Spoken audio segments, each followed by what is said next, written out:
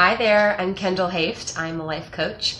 And in this series, we are exploring some of the messages that we heard as children that led to perfectionist tendencies. Now, one of those messages is the idle hands message. When I talk about the 50s, obviously there was good aspects of that genre or of that era. But one of the things that I definitely resist is this very works-based idea that we have to always be busy, always be a hard worker. And I feel like hard work is glorified. And people that are perfectionists and workaholics, like that's kind of seen as a virtue. Like that's praised by a lot of people in that time period. I understand that they came out of their parents maybe came out of the Depression and they had to work hard and it was a struggle to survive. So I understand the perspective, but I want us to understand that we can release that we don't have to live in this survival mindset where we're just kind of scraping by and striving in this real scarcity mindset. We can actually accept what is and understand that we're okay. We're okay. We don't have to push ourselves that hard. We're not surviving. Like, we can actually rest and enjoy our lives.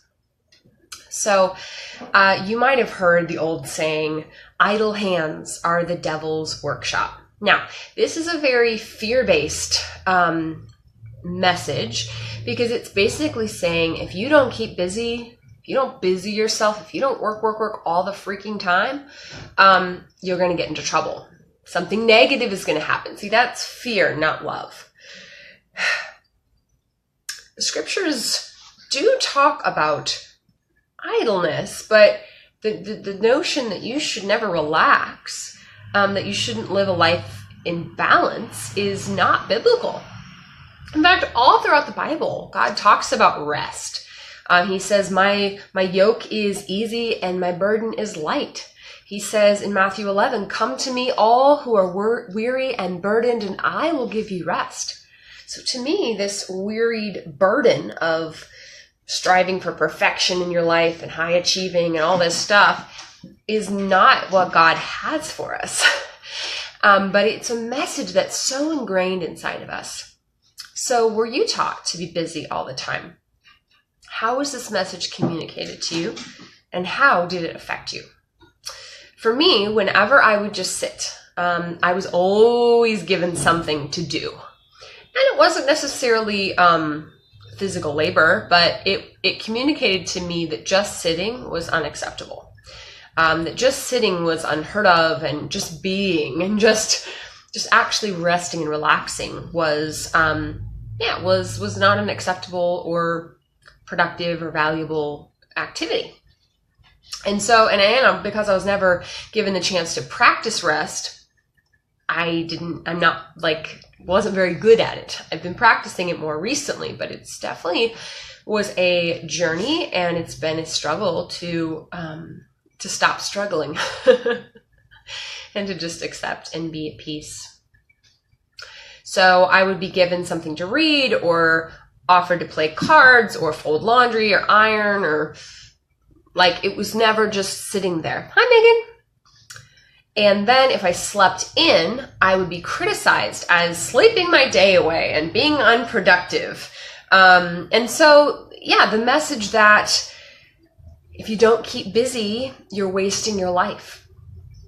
And it's not good enough. And so this leads to that striving, that achieving, that sense that I can never sit back and appreciate what I've accomplished. I can never sit back and enjoy my successes because it's just never good enough.